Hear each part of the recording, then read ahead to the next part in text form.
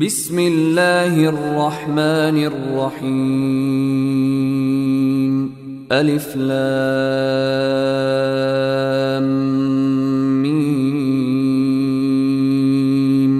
ذلك الكتاب لا ريب فيه هدى للمتقين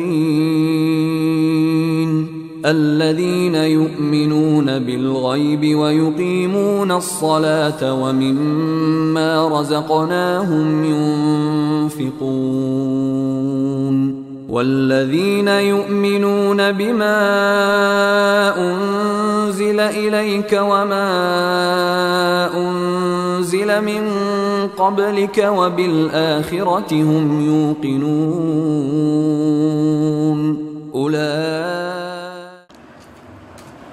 அன்பிற்குரிய சகோதரர்களே, தொடர்ச்சியாக ரமலான் மாதத்தில் நவீன வர்த்தக முறைகள் ஒரு இஸ்லாமிய பார்வை என்ற தலைப்பின் கீழே நாங்கள் பார்த்து வருகிறோம்.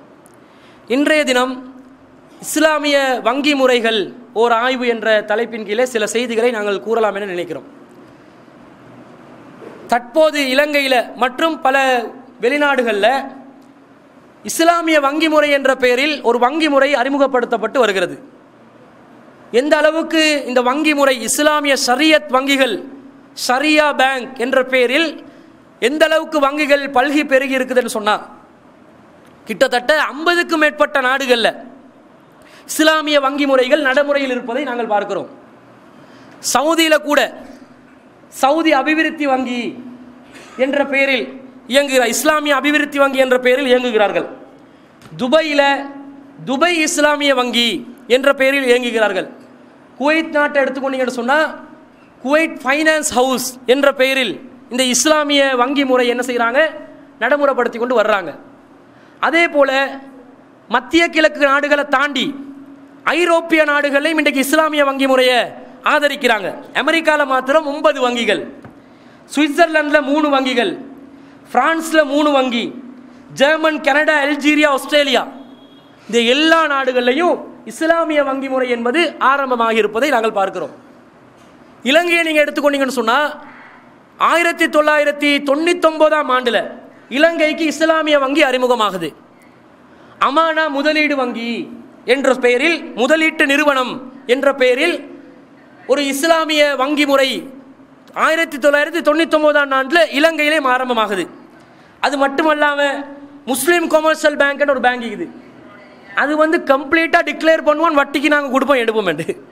வளமையான எல்லா பேங்க்கும் செய்கிற மாதிரி கொமர்ஷியல் பேங்க் எப்படி இயங்குமோ, ஹட்டன் நேஷனல் பேங்க் எப்படி இயங்குமோ, அதே போல் முஸ்லீம் கொமர்ஷியல் பேங்க் என்று இயங்கக்கூடியவங்க அவங்க செக் கரண்ட் அக்கௌண்ட்டுக்கு ஓவர் டிராஃப்ட்டுக்கு வட்டி எடுப்பாங்க, சேவிங் அக்கௌண்ட்டுக்கு வட்டி கொடுப்பாங்க, வளமையான எல்லா வேலையும் பண்ணுவாங்க. ஆனால் அவங்க என்ன செஞ்சாங்க, முஸ்லீம் கொமர்ஷியல் பேங்க்கில் ஒரு பிரிவு ஆரம்பித்தாங்க, ஷரியா பிரிவு. அதை எப்படி பேர் முஸ்லீம் கொமர்ஷியல் பேங்க், ஏற்கனவே வட்டி வங்கி வேலை செஞ்சு அதுக்கு பிறகு பிரிஞ்சாங்க, ஷரியா இஸ்லாமிய பிரிவுன்னு பிரிக்கிறாங்க. LOLC Lanka oryx leasing company, அல்ஃபலா என்று சொல்லி இந்த ஃபினான்ஸ் சிஸ்டம் ஒன்றை ஆரம்பித்து வச்சிருக்கிறாங்க. இலங்கை வங்கிக்கு இது பேங்க் ஆஃப் சிலோன். இந்த வங்கிக்கு யாராவது ஏறுவோமா இறங்குவோமா, இருந்து நின்று எட்டி பார்த்தா தான் உண்டு. பேங்க் ஆஃப் சிலோன் பொதுவாக நகர பிரதேசங்களில் பரவலாக காணப்படாட்டிலும் கிராமிய பிரதேசங்கள் என்ன செய்யுது, இந்த வங்கி தான். அவங்க நம்ம ஜமாத்துக்கு சிலவங்க நன்கொடைதாரதாக இருந்தாலும், அழைப்புக்கு காசு அனுப்புறதா இருந்தாலும் என்ன சொல்லுவாங்க, பேங்க் ஆஃப் சிலோன் இல்லாட்டி பீப்புள்ஸ் பேங்க்ல ஒரு அக்கௌண்ட் நம்பரை தாங்கண்டுவாங்க. அப்போ அந்த கிராமப்புறங்களில் இந்த வங்கி தான் அதிகமாக இருக்குது. அப்போ இவங்க என்ன பண்ணாங்க, கிராமப்புறத்து மக்களில் முஸ்லீம்களை ஈர்த்தெடுக்கிறதுக்காக வேண்டி அன்னூர், அஸ்ஸபா, பீப்புள்ஸ் லீசிங் போன்ற பேரில் ஒவ்வொரு இஸ்லாமிய நிதி முறை என்று சொல்லி அவங்க ஆரம்பித்தாங்க. கொழும்புல ஆரம்பத்தில் ஒரு நிதி நிறுவனம் ஒன்று இருந்துச்சு. அதுக்கு பேர் ஃபர்ஸ்ட் பரக்கா, முதலாவது பரக்கத் கிடைக்கிற இடம். ஃபர்ஸ்ட் பரக்கா என்ற பேரில் இஸ்லாமிய நிதி நிறுவனம் ஒன்று ஆரம்பித்தாங்க. அது இப்போ காணாமல் போயிடுச்சு. அதே மாதிரி அக்குரணையில் என்ன செஞ்சாங்க, இலங்கையில் உள்ள நிறைய தனவந்தர்களில் மிக முக்கியமான சில புள்ளிகள் எங்கே இருக்கும், அக்குரணையில் இருக்கும். அங்கே நீங்கள் எந்த வீடை பார்த்தாலும் நல்ல அல்ஹம்துலில்லாஹ் அல்லாஹ் அவங்களுக்கு வரக்கத்தை கொடுத்துருக்குறான், அல்லாஹ் ரஹமத் செய்யணும். இன்னமும் அவங்க நல்ல செழிப்பான நிலையில் இருக்கிறாங்க. அதிகமானவங்க அக்குரலையும் ஜப்பான்லேயும் தான் என்ன செய்வாங்க, அடிக்கடி ஜப்பானில் இருப்பாங்க, இல்லாட்டி அக்குரலில் இருப்பாங்க. இந்த மாதிரி மாறி மாறி இருப்பாங்க. அவங்க இஸ்லாமிக் சர்வீஸ் சொசைட்டி என்ற பேரில் இந்த நிதி முதலீடு முறை என்ற ஒரு முறையை வந்து ஆரம்பித்தாங்க. மாவநிலையில் கிரசன்ட் ஃபைனான்ஸ் சர்வீஸ் என்ற ஒரு பேரில். அதுமாதிரி இப்போ ரொம்ப அண்மை காலத்தில் கொமர்ஷியல் வங்கிக்குது இலங்கையில் உள்ள பாரம்பரிய வங்கிகளில். அதே மாதிரி தனியார் துறையில் மிக பிரபல்யமான வங்கி வந்து கொமர்ஷியல் வங்கி தான். அவங்க தான் நம்பர் 1ல் நிற்பாங்க. அரசு சம்பந்தப்பட்ட அரசாங்கத்துடைய தொடர்போடு இருக்கக்கூடிய தனியார் துறையாக இருக்கிற ஒரு வங்கி தான் நெட்டன் நேஷனல் பேங்க். அவங்க அரசு ரீதியாக தொடர்புள்ள வங்கிகளில் நம்பர் 1ல் இருப்பாங்க. HNB. இந்த கொமர்ஷியல் வங்கி என்ன பண்ணுறான், அவனும் வந்து முஸ்லீம்களில் இந்த சரியத் முறையில் வாடிக்கையாளர்களை அவங்களும் ஆக்கிரமித்து கொள்றதுக்காக வேண்டி கொமர்ஷியல் அல் அதாலா இஸ்லாமிய நிதி சேவை என்று சொல்லி ஆரம்பித்தாங்க. செலிங்கோ என்ற ஒரு அமைப்பு இருந்துச்சு. செலிங்கோ என்ற நிறுவனம். செலிங்கோ நிறுவனம் ஆரம்பத்தில் இன்சூரன்ஸ் தான் பண்ணி கொண்டு இருந்தாங்க. செலிங்கோ இன்சூரன்ஸ். இவங்க என்ன பண்ணாங்கன்னு சொன்னால், குறிப்பிட்ட ஒரு 3-4 வருடங்களுக்கு முன்பதாக அல்லது ஒரு 5 வருடமே நினைக்கிறேன், செலிங்கோ ப்ராஃபிட் ஷேரிங் என்ற பேரில் இஸ்லாமிய நிதி நிறுவனம் ஒன்றை துவக்கினாங்க. இந்த நிறுவனத்துக்கு என்ன நடந்துச்சு, முழுசா திவாலாகி போய் கிட்டத்தட்ட 1000 மில்லியன் ரூபாய்கள் வாடிக்கையாளர்களுடைய முதலீட்டு பணம் நஷ்டம் அடைஞ்சு அதை என்ன செஞ்சிட்டாங்க, பூட்டிட்டாங்க. கடைசியில் செலிங்கோவில் நிறுவனத்தில் உள்ள லலித் கொத்தலாவில் கூட என்ன செய்யப்பட்டார், சிறையில் அடைக்கப்பட்ட செய்திகள் எல்லாம் நீங்கள் பார்த்துருப்பீங்க. மக்கள் எல்லாம் என்ன செஞ்சாங்கண்டா, வாடிக்கையாளர்கள் முதலீட்டாளர்கள் எல்லாம் ஜம்மியத்துல் உலமாக்கு முன்பதாக ஒரு ஆர்ப்பாட்டம் பண்ணாங்க. நீங்கள் தான்டா ஃபத்வா கொடுத்தீங்க, அவங்க வந்து லொஸ்டன்னுட்டா இப்போ எங்களோட காசுக்கு உத்தரவாதம் இல்லாமல் போயிருச்சுண்டு அவங்க ஆர்ப்பாட்டம் செஞ்ச தகவல் எல்லாம் ஞாபகத்தில் இருக்கும். என்ன சொல்ல வர்றேன்டா, இஸ்லாமிய வங்கி முறைகள் இலங்கையில் பரவலாக பிரிந்து கிடப்பதை நாங்கள் பார்க்கிறோம். அப்போ இது வந்து மார்க்க அடிப்படையில் இயங்கக்கூடியதா இல்லையான்னு நாங்கள் தெரிஞ்சு கொள்ளணுமா இல்லையா? பொதுவாக இஸ்லாமிய நிதி சேவை என்று அறிமுகப்படுத்துறது வட்டி இல்லாத வங்கி முறை. வங்கியில் ஃபஸ்ட்டுக்கு என்ன செய்வாங்க, வங்கியில் வருமானம் வருவதற்குரிய பிரதானமான 2 வழிகள் இருக்கிறது. முதலாவது வழி என்னன்னா, வாடிக்கையாளர்கிட்ட இருந்து காசை வந்து வங்கி பெற்றுக்கொள்வாங்க. சேமிப்புகள் என்ற பெயரில் அல்லது ஏதாவது முதலீடு என்ற பெயரில் பெற்றுக்கொள்வாங்க. பெற்றுக்கொண்டு இந்த நிதியை எடுத்து என்ன செய்வாங்க, வியாபாரங்களில் முதலீடு செய்வாங்க. வளமையாக பாரம்பரிய வங்கி முறைகளில் என்ன நடக்கிறதுன்றதை நாங்கள் தெரிஞ்சுக்கொள்ளணும். அவங்க எடுக்கிற இந்த நிதிகளை வியாபாரங்களில் முதலீடு செஞ்சு அதில் கிடைக்கக்கூடிய லாபம் இருக்குது, அதை என்ன செய்வாங்க, வங்கி வந்து தன்னுடைய லாபமாக எடுத்துக்கொள்வாங்க. ஆனால் வாடிக்கையாளர்களுக்கு யார் சேமிப்பு கணக்குகளை வைத்துக் கொண்டார்களோ அவர்களுக்கு குறிப்பிட்ட சதவீதத்தில் என்ன செய்வார்கள், வட்டி என்ற பெயரில் லாபம் கொடுப்பாங்க. லாபம் தான் அவங்க பிரித்து கொடுப்பாங்க. எப்படி கொடுப்பாங்க, இது வட்டி. ஏன், நான் முதலீடு செஞ்ச வியாபாரத்தில் எனக்கு லாபம் வந்தாலும் நஷ்டம் வந்தாலும் நாங்கள் உங்களோட வந்து கையை என்ன செய்ய மாட்டோம், உங்களோட வந்து பணத்தை வீணடிக்க மாட்டோம், உங்களோட கைக்கு நஷ்டத்தை ஏற்படுத்த மாட்டோம், உங்களுக்குரிய தொகையை தந்துருவோம் என்று ஒரு குறிப்பிட்ட சதவீதத்தை கையில் கொடுத்துருவாங்க. அப்போ அந்த அடிப்படையில் ஒரு விதமான வருமானம் வங்கிக்கு கிடைக்கும். 2வது வங்கிக்கு வரக்கூடிய வருமானம் என்னென்னா, கடன் கொடுக்கறது. கடனை கொடுத்து அந்த கடனுக்காக என்ன செய்யறது, வட்டி அறவிடுறது. அப்போ 2 தரப்புலையும் வங்கி வாடிக்கையாளர்கள்ட்ட காசை எடுத்தாலும் சரி, அதே மாதிரி வங்கி வந்து தன்னுடைய காசை வாடிக்கையாளர்களுக்கு கொடுத்தாலும் சரி, யாருக்கு கொடுத்தாலும் எடுத்தாலும் வட்டி என்ற அடிப்படையை கொண்டுதான் பாரம்பரிய வங்கிகள் இயங்குகிறது. அப்போ இஸ்லாமிய நிதி நிறுவனங்கள் என்று வரக்கூடிய அமைப்புகள் எப்படி அவர்கள் இயங்க வேண்டும், வட்டியில் தொடர்பு இல்லாமல் முழுவதுமாக விடுபட்டவர்களாக இருக்க வேண்டுமா இல்லையா, இருக்க வேண்டும். அப்போ இவங்க கேட்டான்னு சொல்லுவாங்க, நாங்கள் அப்படி தான் இருக்கிறோம், நாங்கள் வட்டி கொடுக்கல, நாங்கள் என்ன கொடுக்குறோம், ப்ராஃபிட் அண்ட் லாஸை ஷேர் பண்ணுறோம், லாபத்தையும் நஷ்டத்தையும் நாங்கள் வந்து பங்கிட்டு கொள்கிறோம். இதுதான் இஸ்லாமிய நிதி நிறுவனங்களுடைய அடிப்படை என்று சொல்கிறாங்க. அப்போ லாபத்தையும் நஷ்டத்தையும் நீங்கள் பங்கு பிரித்து கொடுப்பீங்கன்னு சொன்னால் அதில் யாருக்காவது மாற்று கருத்து இருக்குமா, இருக்காது. லாபத்தை நஷ்டத்தை பங்கு பிரித்து கொடுக்குறாங்க. அந்த லாபத்தை நஷ்டத்தை எப்படி பங்கு பிரித்து கொடுக்கணும்ன்றதெல்லாம் நாங்கள் தெளிவுபடுத்தி இருக்கிறோம். அந்த அடிப்படையில் கொடுப்பாங்கன்னு சொன்னால் அதில் எந்த சிக்கலும் இல்லை. ஆனால் இவங்க என்ன பண்ணுறாங்க தெரியுமா, வளமையான வங்கிகள் என்னென்ன வேலையெல்லாம் பண்ணுவாங்களோ அதே வேலையை பேறுகளை மாற்றி, சொல்லமைப்புகளை மாற்றி, முறைகளில் சில தில்லு முள்ளுகளை பண்ணி, எப்படி வட்டி என்று கொடுக்க மாட்டாங்க, வட்டி என்று சொல்லாமல் அவன் வந்து நீங்கள் எடுத்த கடனுக்கு உங்கள்கிட்ட வந்து வட்டி அறவிடுறான், நாங்கள் எடுத்த கடனுக்கு வட்டி அறவிட மாட்டோம், நீங்கள் கடன் தான் எடுக்கிறீங்க, ஆனால் நீங்கள் கூலி தரணும் எங்களுக்கு. வட்டிக்கு பதிலாக என்ன கேட்பான், கூலியை கேட்பான். இப்போ கூலியா, அது என்ன, காசு கடனுக்கு எடுத்துக்க நான் ஏன் கூலியை கொடுக்குறேன் என்று மக்கள் சிந்திப்பார்கள். கூலி கொடுத்தா பிரச்சனையா இல்லையா, பிரச்சனை இல்லை, யாருக்கும் கூலி கொடுக்கலாமா இல்லையா, கொடுக்கலாம். கூலி என்றது ஒருத்தர் வாடகை வீடு நான் எடுக்கிறேன், அந்த வீடை வந்து நான் பயன்படுத்தினா அவருக்கு உரிமையாளருக்கு கூலி கொடுப்பேன். இந்த மாதிரி கூலி கொடுத்தா மார்க்கத்தில் தடையான்னு கேட்பாங்க. இல்லைங்க, தடையில்ல, தாராளமாக பயன்படுத்தலாம். அதை தாங்க நாங்கள் செய்கிறோம். கூலி கொடுக்குறோம், காசு எடுக்கிறோம், சேமிப்பு கணக்கில் காசு எடுக்கிறோம். அதை எடுத்து நாங்கள் என்ன செய்வோம் தெரியுமா? முதலீடு செய்கிறோம். வங்கி என்ன பண்ணுறான்? அவன் வட்டி கொடுக்குறான். அவனும் முதலீடு செஞ்சு தான் வட்டியை கொடுப்பான். அவன் முதலீடு செஞ்சு கிடைக்கிற லாபத்தை வங்கி எடுத்து இவனுக்கு லாபம் குறைவாக கிடைச்சாலும் கூடையா கிடைச்சாலும் குறிப்பிட்ட 6%, 8%, 12% கண்டிப்பாக கொடுத்தே ஆக வேண்டும். நாங்கள் அப்படி செய்ய மாட்டோம். நாங்கள் என்ன செய்கிறோம்? நாங்கள் முதலீடு செஞ்சு கிடைக்கக்கூடிய லாபத்தை எடுத்து வங்கிட பங்கை பிரித்து எடுத்துருவோம். எங்கக்கிட்ட ஒரு பங்கு வருமா, அந்த பங்கை நாங்கள் பிரித்து எடுப்போம். மீதமுள்ள தொகையை என்ன செய்வோம்?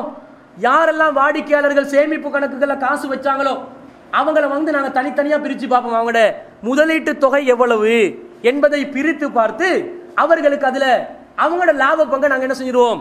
கொடுத்துருவோம் என்றுவாங்க. இதை கேட்டோன்னே நம்ம உலமாக்கள் பொதுவாக வந்து கொமர்ஸை படிச்சிருப்பாங்களா? அவங்கள நான் திட்டலை, விமர்சிக்கலை, அவங்கள வந்து நான் தரம் தாழ்த்தி பேசலை. பொதுவாக வந்து கொமர்ஸை படிச்சிருப்பாங்களா? எக்கனாமிக்ஸை படிச்சிருப்பாங்களா? உலகத்தில் நடக்கக்கூடிய சர்வதேச வியாபாரங்களில் என்ன நடக்குதுன்றதை புரிவாங்களா? புரிய மாட்டாங்க. இந்த வாரிசு உரிமை ஃபராயில் சட்டம் இருக்குதே, சொத்து பங்கிடனுங்க. குர்ஆன்ல ஒருத்தர் மரணித்தால் தான் விட்டு செல்லக்கூடிய சொத்துக்களுக்கு வாரிசுதாரர்களுக்கு பங்கு கொடுக்கணும். எப்படி கொடுக்கணும் என்று ஒரு மௌலவிகிட்ட போய் கேளுங்க. அதெல்லாம் படித்தோம், கொஞ்சம் ஞாபகத்தில் இல்லை அப்படின்வாங்களா இல்லையா? குர்ஆன் வசனம். அடே, மனைவி பிள்ளை இருந்தால் மனைவிக்கு 8 ஒன்று கொடு. உன்னை கணவன் மரணித்தால் வந்து மனைவி மரணித்தால் கணவனுக்கு 4 ஒன்று கொடு. பிள்ளை இல்லாட்டி மனைவிக்கு 4 ஒன்று, கணவனுக்கு 2 ஒன்று. பிள்ளை இருந்தா தாய்க்கு வந்து 6 ஒன்று 6 ஒன்று. பிள்ளை இல்லாட்டி தாய் தாப்பன் தான் சொத்துக்கு வாரிசுதாரர்கள். பிள்ளைகள் இருக்க மனைவி இருக்க மனைவிக்கு 8 ஒன்று, பிள்ளைகளுக்கு ஆண்களுக்கு 2 மடங்கு, பெண்களுக்கு 1 மடங்கு என்ற விதத்தில் பிரித்து கொடுங்க. சந்ததிகளே இல்லை, கீழ் வரிசையிலும் இல்லை, மேல் வரிசையிலும் இல்லை. சகோதரிகள் உடன்பிறப்புகள் இருப்பார்கள். அந்த உடன்பிறப்புகளில் ஆண் இருந்தால் ஆணுக்கு சொத்து போயிடும். உடன்பிறப்பில் ஆண் இல்லை, பெண்கள் தான் இருக்கிறாங்க. பெண்கள் சமமான அளவில் இருந்தார்கள் என்று சொன்னால் 3/2 என்ற பங்குல அனைவரும் கூட்டு சேருவார்கள் என்றெல்லாம் அல்லாஹ் ஒரு கணக்கை வச்சிருக்கிறார். இதை கேட்டால் சொல்லுவாங்களா? சொல்ல மாட்டாங்க. ஏன் சொல்ல மாட்டாங்க? அவங்களுக்கு கஷ்டம், அது சிந்திக்க முடியாது. எப்படி பங்கு பிரிக்கிறது ரொம்ப சிரமமாக இருக்குதுன்றலாம் கொஞ்சம் கணிதத்தை விட்டு தூரமானவர்கள். உலகளாவிய விஷயங்களில் அவர்களுடைய அந்த நுணுக்கங்களை புரிந்து கொள்வதற்கு கொஞ்சம் பின்வாங்குவாங்க. அது அவர்களுடைய அறிவு தகமை. அதை நாங்கள் குறை சொல்லலாம், அது அவங்களோட அல்லாஹ் நாடினது, அது அப்படி தான் இருக்கும். ஆனால் என்ன விஷயம் தெரியுமா? நவீன வர்த்தகங்கள் என்று வர்ற நேரத்தில் இந்த விஷயங்களுக்கு நாங்கள் ஃபத்துவா கொடுக்குறோமே, கொடுக்குற ஃபத்துவாவை ஒழுங்காக கொடுக்கணுமா இல்லையா? தெரிஞ்சு கொடுக்கணுமா இல்லையா? எந்த அளவுக்கு இவர்கள் தடமாறுகிறார்கள் என்று சொன்னால், வங்கி முறை எப்படி நடக்குதுன்றதை நான் விளக்குறேன், எப்படி மார்க்கத்துக்கு முரண்ன்றதை விளக்குறேன். அதுக்கு முன்னாடி இவங்க வந்து ஒரு ஷரியத் கவுன்சில், ஷரியத் கமிட்டின்னு ஒரு கமிட்டியை வைப்பாங்க. ஷரியா சபை அமானா முதலீட்டு நிறுவனத்தில் இருக்குது. அதே மாதிரி நான் சொன்ன அனைத்து இந்த வங்கிகள்லையும் முஸ்லிம் ஷரியா வங்கி பிரிவில் ஒரு உலமா இருப்பார், மௌலவி இருப்பார், பட்டம் பெற்ற மௌலவி, மதரசால ஓதி இருப்பார், உட்கார்ந்து கொண்டு இருப்பார். அவர்கிட்ட போய் இது எந்த அடிப்படையில் நீங்கள் ஆகுமானதை ஆக்கினீங்க அப்படின்னு நாங்கள் கேட்டால் அவர் திருப்பி எங்கள்கிட்ட கேட்பாரு, இது எந்த அடிப்படையில் கூடாதுன்னு சொல்கிறீங்க அப்படின்னு கேட்பாரு. எங்ககிட்ட கேட்டாங்க. அடுத்தவன்ட கதையை இரவல் வாங்கி சொல்லலை, நாங்கள் நேரடியாக போயிட்டு கேட்டோமா இல்லையா? கேட்டோம். ஷரியத்தில் சில உலமாக்கள் இருக்கிறாங்க, உலமாக்கள்கிட்ட பேர் சொல்லலாம், அவங்களோட கண்ணியத்தை பாதிச்சிடக்கூடாது. அவங்ககிட்ட போய் கேட்டோம், இந்த செய்கிறீங்களே, இன்வெஸ்ட்மெண்ட் பண்ணுறீங்களே, தக்காஃபுல் வைக்கிறீங்களே, இது எந்த அடிப்படையில் கூடும்? அவங்க எங்ககிட்ட திருப்பி கேட்டாங்க, எந்த அடிப்படையில் கூடாதுன்னுங்க. நீங்கள் தானே ஃபத்துவா கொடுத்தீங்க, அது கூடாது, சந்தேகம் மாதிரி இருக்குது, எங்களுக்கு சந்தேகத்தை விளக்கிறீங்களே, சரிச்ச மாதிரி இருக்குது, என்னடா அப்படி வருது இப்படி வருது, கொஞ்சம் விளக்கி சொல்லுங்கன்னு கேட்டால் அதெல்லாம் நீங்கள் ஜமியத் உலமா கிட்ட போய் கேளுங்க அப்படின்ட்டாங்க உடனே. அப்போ உங்களுக்கு ஃபத்துவா கொடுத்தில்லையா? அமானா நிறுவனத்துக்கு ஃபத்துவா கொடுக்கலையா? ஒரிக்ஸ் நேஷனுக்கு கொடுக்கலையா? எல்லாத்துலையும் எப்படி தானே, ஒன்றில் எப்படி என்றால் எல்லாத்துலையும் அப்படி தானே கொடுக்கலையான்னு கேட்டால் என்ன சொன்னாங்க தெரியுமா? சவுதி உலமாக்கள் ஃபத்துவா கொடுத்துருக்கிறார்கள். சவுதி உலமாக்கள் கொடுத்த ஃபத்துவாட ஒரு பிரதி தர்றீங்களா? அது நீங்கள் நெட்டில் போயிட்டு எடுத்துக்கோங்க. கையில் ஒன்றுமே இல்லைன்னு அர்த்தம். கைவசத்தில் ஒன்றுமே வச்சுக்கொள்ளாம யாரோ கொடுத்த ஃபத்துவாக்கு என்ன செய்கிறாங்க?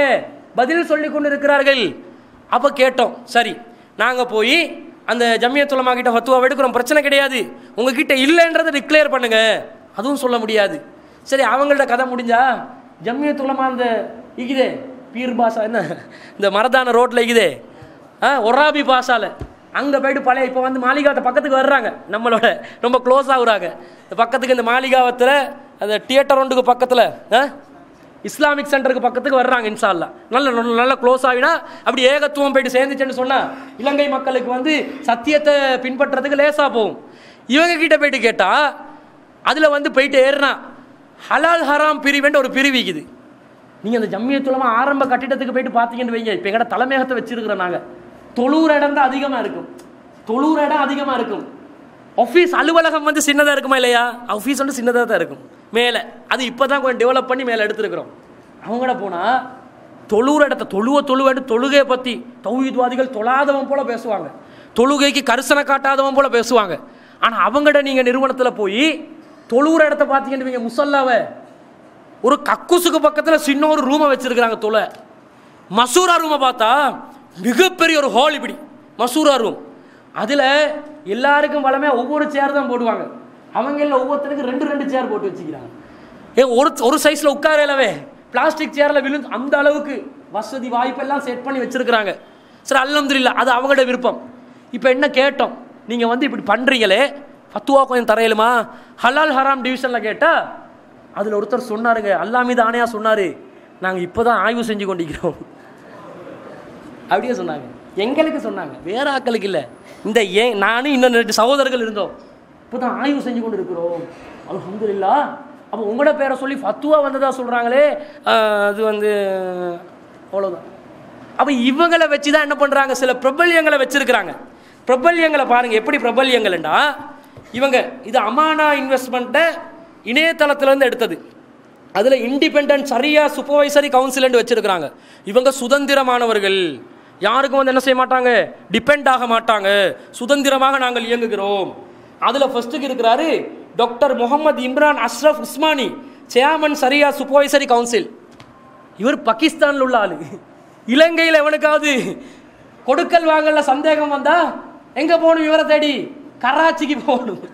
கராச்சிக்கு கரைச்சல் பிடிச்சி கொண்டு போகணுமா இல்லையா? இவர் சரியால வைக்கிறீங்க.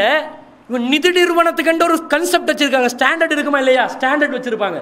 என்ன ஸ்டாண்டர்ட்ல சொல்றாங்கன்னு தெரியுமா? சரியா சபை வங்கியில் பார்வையாளர்களாக இருக்க வேண்டும்.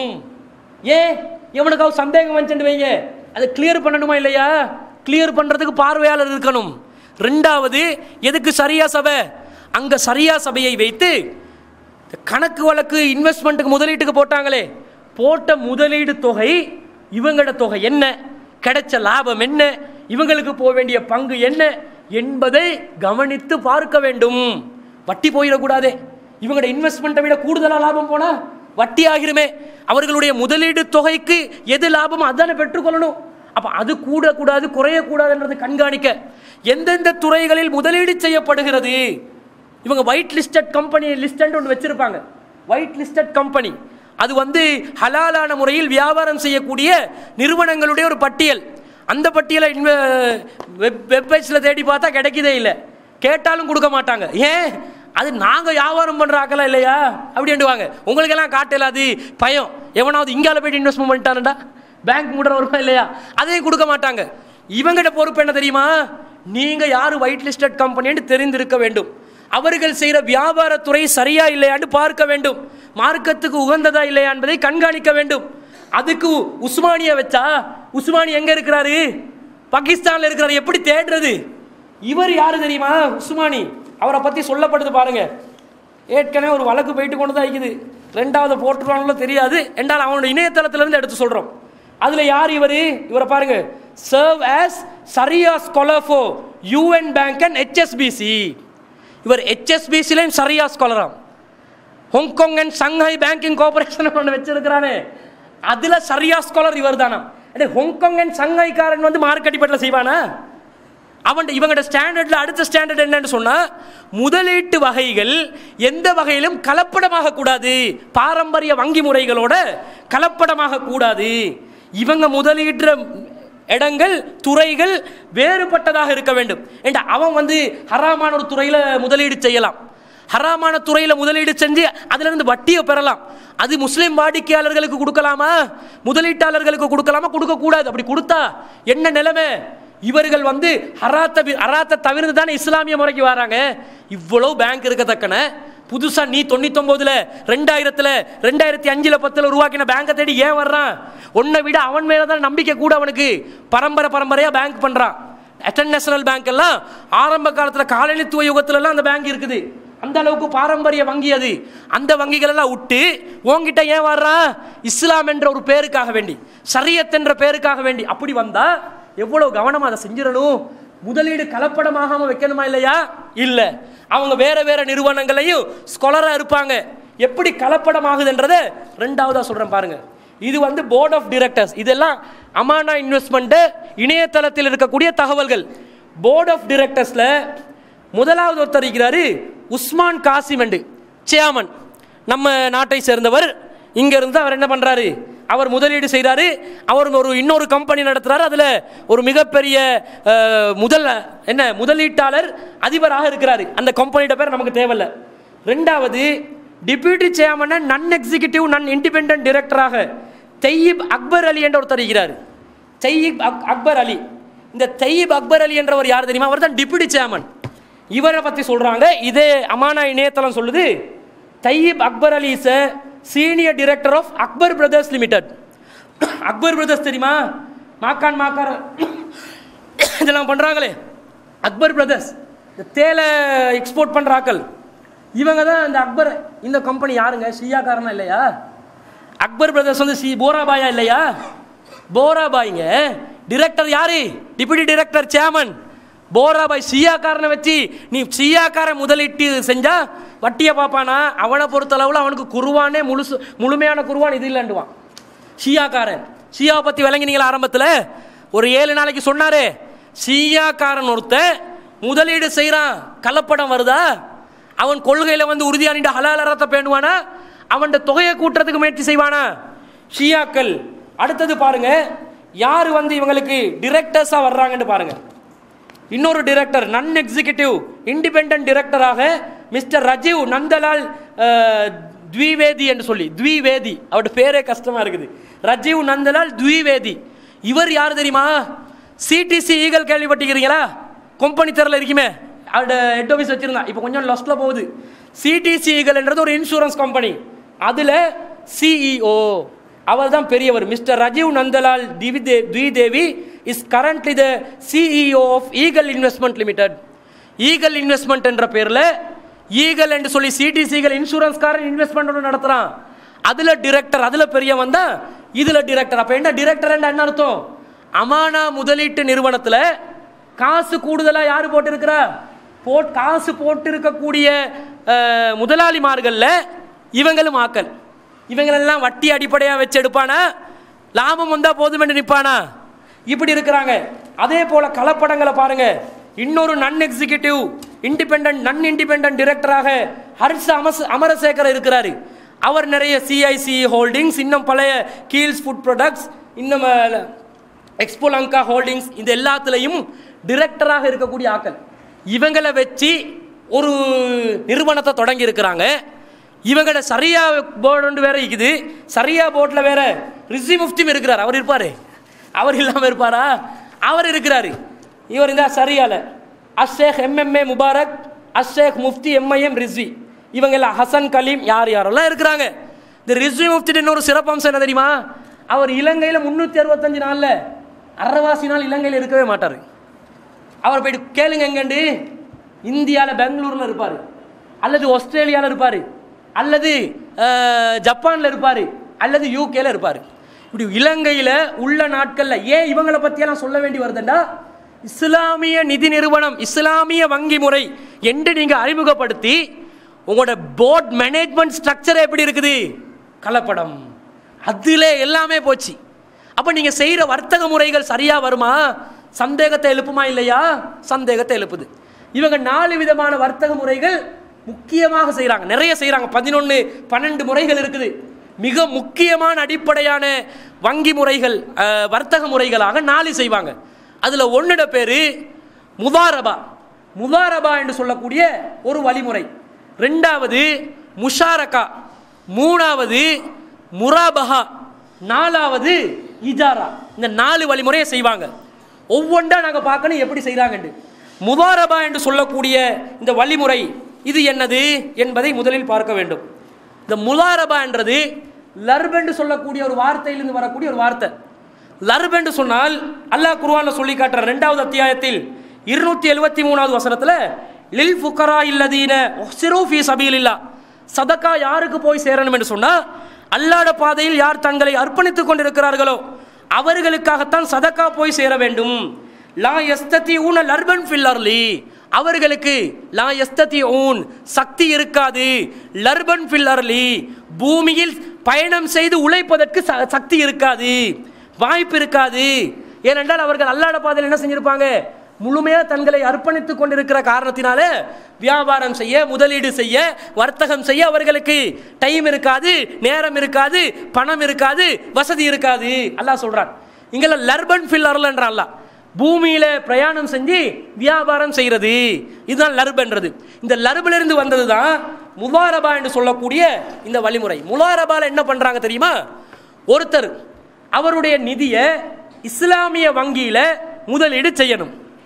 முதலீடு செய்யறதுக்கு இஸ்லாமிய வங்கி என்ன செய்யுது, சேவிங் அக்கௌண்ட் ஓபன் பண்றாங்க. முதலீடுக்கு என்ன பண்றாங்க, சேவிங் அக்கௌண்ட் ஓபன் பண்றாங்க. வேணைய வங்கிகள் சேவிங் அக்கௌண்ட் ஓபன் பண்ணி அந்த சேவிங் அக்கௌண்ட்ல காசு போடுறவங்களுக்கு குறிப்பிட்ட மாதத்துக்கு ஒரு வட்டியை கொடுப்பாங்க.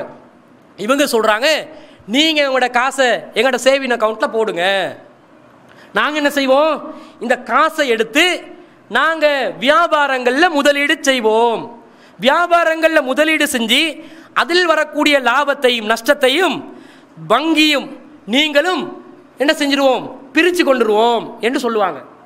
இப்போ வங்கி வந்து ஏதாவது முதலீடு செய்யுமான்னு கேட்டால் வங்கி முதலீடு செய்யாது. வங்கி யாரா, வங்கி முயற்சியாளர், முயற்சி செய்கிறவரா. முதலீட்டாளர் யாரு, யாரு சேவிங் அக்கௌண்ட் வச்சிருக்கிறீங்களோ அவங்க முதலீட்டாளர்கள், வங்கி முயற்சியாளர். அப்போ முதலீட்டாளர் முயற்சியாளர் என்ற 2 பேர் இணைஞ்சு என்ன பண்றாங்க, வியாபாரத்தில் முதலீடு செய்கிறாங்க. கிடைக்கிற லாப நஷ்டத்தை வங்கியும் முதலீட்டாளரும் முயற்சியாளரும் பிரித்து கொள்வாங்க. முயற்சியாளர் முதலீடு செய்ய மாட்டார். அப்படி இருப்போமா இல்லையா, 2 பேரை நாங்கள் சொன்னோமே, பங்குடைமை வியாபாரத்தில் பார்ட்னர்ஷிப்பாக செய்யக்கூடிய கூட்டுறவு வியாபாரத்தில் 2 பேர் சேர்ந்து என்ன செய்யலாம், வியாபாரத்தில் முதலீடு செய்யலாம். முதலீடு செஞ்சு லாப நஷ்டத்தை பிரித்து கொள்ளலாம். ஒருத்தர் முதலீடு செய்வார், இன்னொருத்தர் என்ன செய்வார், உடல் உழைப்பை போடுவார். உடல் உழைப்பை போட்டு அவருடைய உடல் உழைப்புக்கு லாப பங்கொண்ட என்ன செய்வார், பிரித்து கொள்வார். உழைப்புக்கு கிடைக்கக்கூடிய லாபத்தை அவர் எடுப்பார், முதலீடுக்கு கிடைக்கக்கூடிய லாபத்தை அவர் எடுப்பார். இப்படி பிரித்து என்ன செய்வாங்க, கூட்டுறவாக வியாபாரம் செய்யலாம். இஸ்லாம் அனுமதிச்சிருக்குது. அதுக்கு ஆதாரங்கள் எல்லாம் நாங்கள் பார்த்துருக்கிறோம். இதைத்தான் மேலோட்டமான தத்துவம். தத்துவத்தை பார்த்தா ஏதாவது குழப்பமிக்குதா, எந்த குழப்பமும் இல்லை. தத்துவம் ஓகே, கம்ப்ளீட்டாக சரி. ஆனால் என்ன பண்ணுறாங்க தெரியுமா, முதலீட்டாளர் என்று சொல்லி அவங்கிட்ட காசை எடுத்து இவங்க என்ன செய்வாங்க, நாங்கள் முயற்சி செய்கிறோம் என்றுவாங்க. முயற்சி செஞ்சு நஷ்டம் வந்துச்சுன்னு வைங்க, அந்த நஷ்டத்தில் முயற்சியாளர் பங்கு பெற மாட்டார் அப்படின்டுவாங்க. அதுவும் ஒரு வகையில் சிந்திச்சா தவிர்க்க வேண்டிய ஒன்று இல்லை, தடுக்கப்பட வேண்டிய ஒன்று இல்லை. ஏண்டா முயற்சியாளர்கிட்ட முயற்சி தான் உழைப்பு. அந்த முயற்சி வீணா போதா இல்லையா, நஷ்டம் அடைகிறதுண்டா நான் முயற்சித்ததெல்லாம் வீணா போயிருச்சு, அதனால எனக்கு எந்த லாபமும் இல்லைன்னு நஷ்டத்தை எடுத்துக்கொள்ளலாம். அதே நஷ்டமா போயிடும். அப்போ முதலீட்டாளர் மாத்திரம் நஷ்டத்தை பங்கு பெறணும் என்றதிலே மாற்று கருத்தில் அதுவும் ஓகே. ஆனால் என்ன செய்வாங்கண்டா, இவங்க எடுத்து முதலீடு செய்வாங்க. பிரச்சனை ஆரம்பிக்குது. முதல்ல முதலீடு செய்யப்பட்ட வியாபாரத்துறை எது, முதலீட்டாளருக்கு தெரியாது. எப்படி சராசரி பாரம்பரிய வங்கியில் சேவிங் அக்கௌண்ட் நாங்கள் ஓப்பன் பண்ணா அதில் எங்க காசு எடுத்து பேங்க்கும் என்ன பண்ணுவான், பேங்க் காசை வச்சு வந்து தலையில் கட்டி வச்சு கொண்டு சுற்றுவானா, காசை எடுத்து அவன் எப்போதும் ஒரு நிதி நிறுவனம் என்று வந்தாலே மார்க்க அமைப்புகளை தவிர சேவை நிறுவனங்களை தவிர ஒரு வியாபார நோக்கத்தில் நிதி நிறுவனத்தை உருவாக்கினா வர்ற காசை பூசணம் பிடிக்க வைக்க மாட்டான். எங்கேயாவது யாருக்காவது தனிநபரோ கூட்டு தொழிலையோ எதிலையாவது முதலீடு செய்ய வைக்கணும். அந்த காசு போயிட்டு அந்த காசுல இருந்து என்ன செய்யணும், பல்கி பெருக வைக்கணும். அது பாரம்பரிய வங்கி ஹலால் ஹராம் பார்க்காது. இஸ்லாமிய வங்கி என்றவன் என்ன சொல்றான், நாங்கள் ஹலாலான துறையில் முதலீடு செய்கிறோம் என்று சொல்லி ஹலாலான துறையில் போடுறாங்க. அந்த ஹலாலான துறைகள் எது, சேவிங் அக்கௌண்ட் வச்சுக்கிறாங்களுக்கு தெரியாது, கேட்டால் சொல்ல மாட்டாங்க. அப்போ சரி, நீங்கள் ஏதோ ஒன்றில் போட்டீங்க, நீங்கள் ஹலாலாக நல்லதை செய்வீங்க, நீங்கள் ஏமாற்ற மாட்டீங்க தானே, நீங்கள் செஞ்சால் சரியாக தானே செய்வீங்க என்ற ஒரு நம்பிக்கையில் கொடுத்தா அவன் கிடைக்கிற லாபம் இருக்குதே, அந்த லாபத்தில் முயற்சி செஞ்சதுக்கு வங்கிக்கு ஒரு பங்கெடுத்து வாடிக்கையாளருக்கு முதலீட்டாளருக்கு என்று ஒரு தொகையை கொடுப்பான். இந்த தொகை எங்களுக்கு வர வேண்டிய தொகையா இல்லையா அது தெரியுமா? அதுவும் தெரியா. அதுக்கு என்ன சொல்லுவாங்க தெரியுமா? நானும் நீங்களும் கூட்டு சேர்ந்து இப்போ முயற்சி செய்கிறோம், கிடைக்கிற லாபத்தில் வங்கிக்கு 40%, உங்களுக்கு 60% என்று 2 பேரும் பிரித்து கொள்வோம் என்றுவாங்க. 40க்கு 60 லாபத்தை நாங்கள் பிரித்து கொள்வோம் என்றுவாங்க. அப்படி சொல்லிட்டு உண்மையிலே 40க்கு 60 பிரிப்பாங்களான்னு கேட்டால் 40க்கு 60 பிரிக்க மாட்டாங்க. அவங்க கொடுக்குற அந்த லாப நஷ்ட கணக்குடைய அந்த விகிதத்தை நெட்டில் என்ன செஞ்சுருக்கிறாங்க, பட்டியல் போட்டு இருக்கிறாங்க. அந்த நெட்டில் நீங்கள் போயிட்டு பாருங்க, எவ்வளவு லாபம் கெட்டி இருக்கிறாங்க என்ற பட்டியலில் மிஞ்சி போனால் 6% தான் வரும். 6%. அந்த சொன்ன 40க்கு 60 என்ற அடிப்படையில் பிரியுது இல்லை, 6% கொடுத்து ஏமாத்துறாங்க. ஒரு ஏமாற்று. 2வது, கிடைக்கிற லாபம் எனக்கு வர வேண்டிய லாபமா தெரியாது. உண்மையிலே எனக்கு சேர வேண்டிய பங்கா கூட சேர்ந்துச்சா குறைவா வந்துச்சா, கூட சேர்ந்தா வட்டியா போயிடும், குறைவா வந்தா அது ஏமாற்றமா போயிடும். இது பத்தி தெளிவு இல்லை. இந்த நிலையில் இவங்க என்ன செய்யறாங்க, லாபம் கொடுக்குறாங்க. அடுத்தது என்ன பண்றாங்க தெரியுமா? சிறுவர்களுக்கு கணக்கு வச்சிருக்கிறாங்க. முதலீடு செய்யணும்னு சொல்ற இந்த லாஜிக் எங்க இடிக்குதுன்னு பாருங்க. இன்வெஸ்ட்மெண்ட் தானே சொன்னாங்க, சிறுவர்களை வச்சு சிறுவர்களுக்கு சேமிப்பு கணக்கு, அல் இமாத் சிறுவர் சேமிப்பு கணக்கு, அல் இமாத் என்று சிறுவர் சேமிப்பு கணக்கு வைக்கிறாங்க. இது அமானல, இன்னும் பல வங்கிகள்ல வேற வேற பேர்ல வைக்கிறாங்க. இந்த அல் இமாத் என்று சிறுவர் சேமிப்பு கணக்கு வைக்கிறீங்களே, இஸ்லாமிய வட்டத்துக்குள்ள சிறுவர்களுக்கு வியாபாரத்தில் முதலீடு செய்யலுமா? போச்சா கதை? இப்ப நீங்க காசு எடுத்தீங்க வியாபார நோக்கத்துக்கா? அல்லாஹ் சொல்றா, வபுத்தலுல் யத்தாமா, அனாதைகளுடைய விஷயத்தில் எப்படி நடந்து கொள்ளணுமே அல்லாஹ் சொல்றான். அனாதைகளோட சொத்தை நாங்கள் பராமரித்து கொண்டு இருப்போம். அந்த சொத்தை பராமரிக்கிற நேரத்தில் அனாதைகளோட சொத்தை நாங்கள் என்ன செய்ய முடியாது, எங்களுக்கு விருப்பமான துறையில் செலவழிக்க இயலாது. நாங்கள் ஏழைகளாக இருந்தால் பராமரிப்பு தொகைக்காக வேண்டி ஒரு சிறிய அளவு அல்லாஹ் சொல்றான், கண்ணியத்தை பேணிக்கோங்கன்றான். கண்ணியத்தை பேண வேண்டிய விதத்தில் அவங்கள பராமரிக்கிற செலவுக்காக ஒரு தொகையை பெற்றுக்கொள்ளாமே தவிர அனாதைகளோட சொத்தை நீங்க சாப்பிடக்கூடாது என்ற அல்லாஹ். இவங்க என்ன பண்றாங்க, சிறுவர்களோட சேமிப்பு என்று சொல்லி சேமிப்பு கணக்கு எடுத்து அதை எடுத்து முதலீடு செய்யறாங்க. அல்லாஹ் சொல்றான், அனாதையோட சொத்தை அவன் பெரிய வயதை அடையும் வரைக்கும் கையில் ஒப்படைத்து விடாதே. அல்லாஹ் சொல்றான், வபுத்தலுல் யத்தாமா ஹத்தா இதா பலகுன் நிக்கா, யத்தீம்கள் அனாதைகள் அவர்கள் குறிப்பிட்ட பருவ வயதை அடையும் வரைக்கும் அவர்களை சோதித்து பாருங்கள்.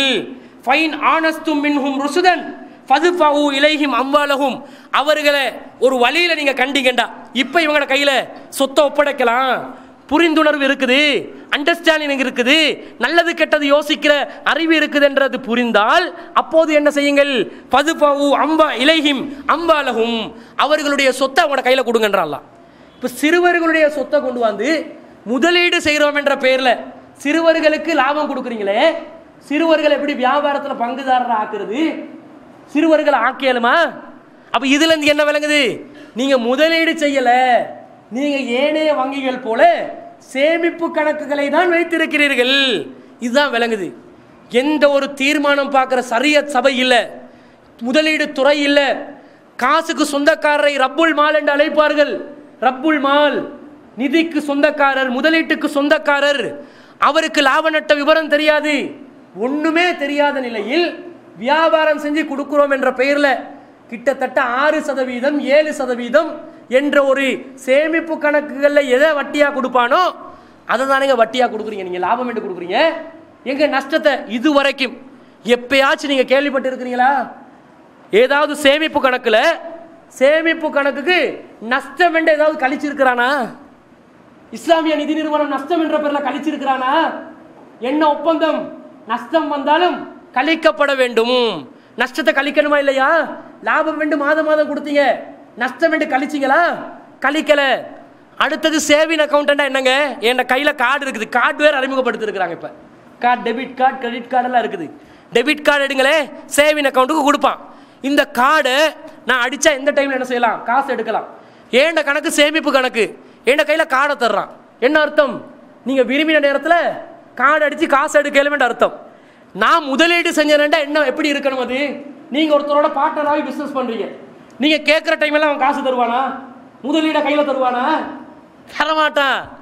அவன் என்ன அட இருடா, இப்படி எல்லாம் அவசரப்பட்டு முன்னேறலுமா? வியாபாரத்தில் லாப நஷ்டத்தை பார்க்கணும். 6 மாசம் பொறு, 1 வருஷம் பொறு, 2 வருஷம் பொறு சொல்லுவானா இல்லையா? இவங்கிட்ட சேமிப்பு கணக்கு எப்படி? முதலீடு செஞ்சாங்களாம், அந்த முதலீட்டை இஷ்டமான நேரத்துக்கு என்ன செய்யணுமாம்? பிரித்து எடுக்கலுமா? இதெல்லாம் ஒரு வியாபாரமா? இது முதாரபாவா? முதாரபா என்ற பெயர்ல பேரை பயன்படுத்தி ஏமாத்தி மக்கள் கிட்ட இருந்து காசை வசூல் செஞ்சு அதை நிறுவனங்கள்ல, நிதி நிறுவனங்கள்ல முதலீடு செஞ்சு அதுல பெறக்கூடிய வட்டியை, லாபத்தை, கலப்படமான லாபம் வட்டி, அதை எடுத்து லாபம் என்ற பேர்ல வட்டியை கொடுக்குறாங்க. இதை தவிர இதுக்கு எந்த விளக்கமும் கிடையாது. இதாங்க செய்யறாங்க. அடுத்தது நான் கேட்கிறேன், எந்த ஒரு நிதி நிறுவனமாக இருந்தாலும் இலங்கையோட சட்டம் என்ன தெரியுமா? இலங்கை மத்திய வங்கியில அவங்க வந்து தொடர்பு வைக்கணும். மத்திய வங்கியோட தொடர்பில் இருக்க வேண்டும். மத்திய வங்கி தான் அவங்களுக்கு என்ன செய்வாங்க? அவங்களோட வந்து ஒரு கண்ட்ரோல் வைப்பாங்க. அந்த கண்ட்ரோல் வந்து மத்திய வங்கி தான் தீர்மானிக்கும். இப்போ கொமர்ஷியல் பேங்க், பாரம்பரிய வங்கி முறைகள் இருக்குது, அவங்க வட்டி விகிதத்தை தீர்மானிப்பாங்க. அவங்களுக்கா வட்டி விகிதத்தை தீர்மானிக்கலுமா? அவங்களுக்கு தீர்மானிக்க இயலாது. வட்டி விகிதத்தை தீர்மானிப்பவர்கள் மத்திய வங்கி. இலங்கையுடைய பொருளாதார நிலையை கவனித்து, இலங்கையுடைய தேசிய உற்பத்திகளை கவனித்து, விலைவாசியை கவனித்து, பணவீக்கத்தை கவனித்து அவன் வட்டியுடைய அளவை சொல்லுவான். அந்த வட்டி அளவை வச்சுதான் சேமிப்பு வைத்திருக்கக்கூடியவர்களுக்கு திரும்ப வந்து வட்டியை வந்து சேர்ப்பாங்க. இவங்க என்ன செய்யறாங்க? மத்திய வங்கியில தொடர்பு வச்சிருக்காங்க. மத்திய வங்கியில ரெஜிஸ்டர் பண்ணாம, மத்திய வங்கியில குறிப்பிட்ட தங்கத்தை அடமானம் வைக்காமல் எந்த ஒரு வங்கியையும் துவங்க முடியாது. இவங்க வச்சிருக்கிறாங்க. இப்ப என்ன பண்ணுவான் மத்திய வங்கி? நீங்க வியாபாரிக்கு, நீங்க வாடிக்கையாளர்களுக்கு நாங்க நஷ்டத்தை கொடுக்கிறோம், நஷ்டத்தை கொடுக்க ஆரம்பிச்சா மத்திய வங்கி வருவான். டேய், நஷ்டம் கொடுக்க முடியாது, வங்கி முறையில் நஷ்டம் இல்லையே, நஷ்டம் கொடுக்க முடியாது, நீ வட்டிட சதவீதத்துக்கு ஏற்ற மாதிரி எதையாவது ஒரு லாபத்தை கொடுத்துரு அப்படின்னா. அப்படிதான் சிஸ்டம். இவங்க நினைச்ச மாதிரி லாப நஷ்டத்துல பங்கு பெறது தனிப்பட்ட நபர்கள் செய்யற வியாபாரத்துல ஓகே.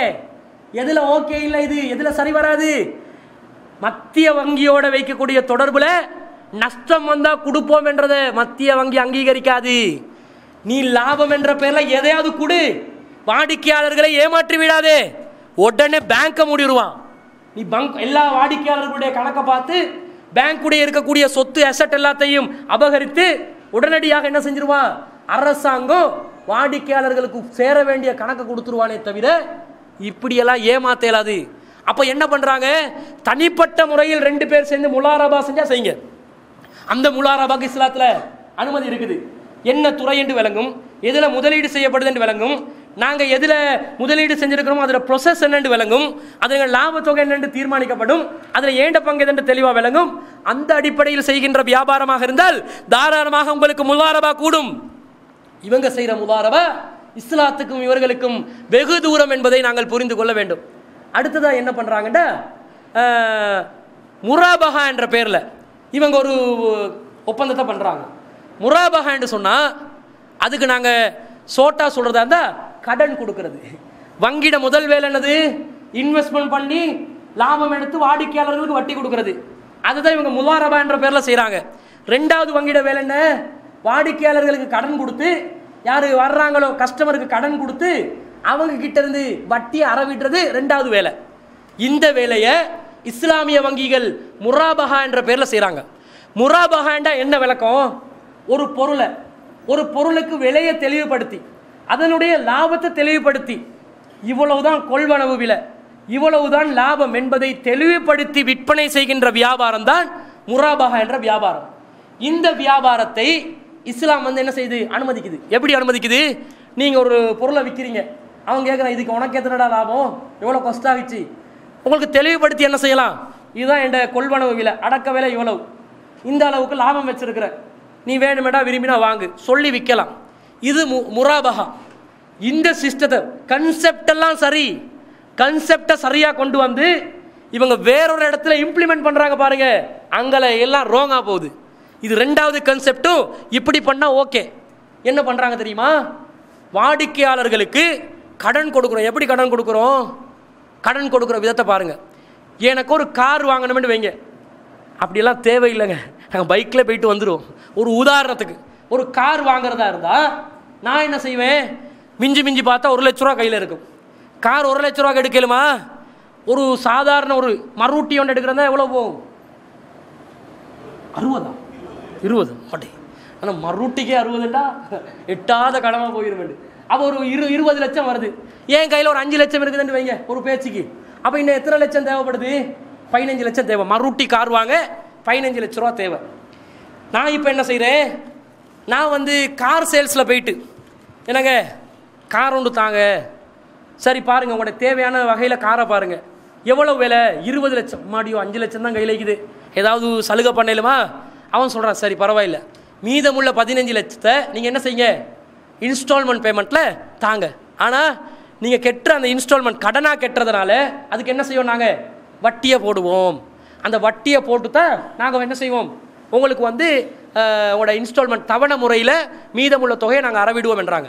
இவர் ஓகேன்றாரு, அக்ரி பண்ணுறாரு, காரை வாங்குறாரு, இன்ஸ்டால்மெண்ட் கட்டியாச்சு, காரை வாங்கி வந்தாச்சு. இதுக்கு பேர் ஃபினான்ஸு, இதுக்கு பாரம்பரிய வர்த்தகம். அப்போ இவங்க என்ன பண்ணுறாங்கன்னா, இவங்க செலக்ட் பண்ணுறாங்க. எப்படி எடுப்பாங்க, எனக்கு தேவையான வாகனத்தை நான் வந்து செலக்ட் பண்ணி நான் போயிட்டு ஒரு கார் சேல்ஸில் எடுக்கிறதா இருந்தால் ஃபினான்ஸ் என்ற முறையில் நான் காசு கொடுத்து எடுக்கணும். அதில் வட்டி இருக்குது, கொடுக்குறவருக்கும் தெரியும் வட்டி அறவிட்டுருந்து, எடுக்கிறவருக்கும் தெரியும் வட்டி கெட்டுறண்டு. இது பிரச்சனை இல்லை. இவங்க என்ன பண்ணுவாங்க தெரியுமா, போயிட்டு வங்கி கிட்ட போயிட்டு கேட்பாங்க, எனக்கு கார் வேணும். அவர் கேட்பாரு, உனக்கு கார் வாங்கி தர்றதுக்கு நான் உன்னோட வாப்பாவா, உன்னோட மாமாவா, மச்சானா? அப்படி கேட்க மாட்டாரு. என்ன சொல்லுவார், அப்படி கேட்காம வாங்கி தர்றேன், ஆனால் நான் வந்து சும்மா தர மாட்டேன். மாமா மச்சாங்கிட்ட கேட்டால் சில சும்மா தர்றதுக்கு வாய்ப்பிக்குது. இவர் வந்து யார், வங்கிக்கு எங்களுக்கு உறவு இல்லையே, சும்மா தர முடியாது. நான் என்ன பண்ணுவேன், உங்களுக்கு தேவையான வாகனத்தை நான் வாங்கி தாரேன். எப்படி சிஸ்டம் முராபஹா, எப்படி முராபா பண்ணுறாங்கண்டா, நான் உங்களுக்கு தேவையான வாகனத்தை நான் வாங்கி தாரேன். இவர் போயிட்டு சொல்லுவார், எனக்கு மருதி கார் வேணும், இந்த மாடலில், இந்த வகையில், இந்த அளவில், இந்த கலரில், இந்த என்ஜின் கெப்பாசிட்டியில் எனக்கு வேணும் என்றுவார். அந்த டீட்டெயில் அவருக்கு கொடுத்துடணும். அவர் எடுத்து என்ன செய்வார், அவர் போயிட்டு ஒரு கார் கம்பெனி கிட்ட பேசுவார். என்ன பேசுவார், இங்கே ஒருத்தன் வந்திருக்கிறான், அவனுக்கு வந்து கார் ஒன்று கொடுக்கணும், வாங்கி கொடுக்கணும், தருவீங்களா? அவன் என்ன செய்வான், காருக்காரன் அவன்கிட்ட தனிநபர் வந்தாலும் சரி, ஒரு நிறுவனம் வந்தாலும் சரி, அவன் வியாபாரத்தை பார்ப்பானா இல்லையா? ஆமாம் தரலாம். எவ்வளோ எங்களுக்கு வைப்பீங்க, கார்ட விலை 10 லட்சம் ரூபா, காசு தர்றீங்களா? அவன் சொல்லுவான், 10 லட்ச ரூபா அவனை நம்பி நான் உனக்கு தரையிலுமா? யாரு ஆரம்பத்தில் இப்படி தாங்க செயல்பட்டா.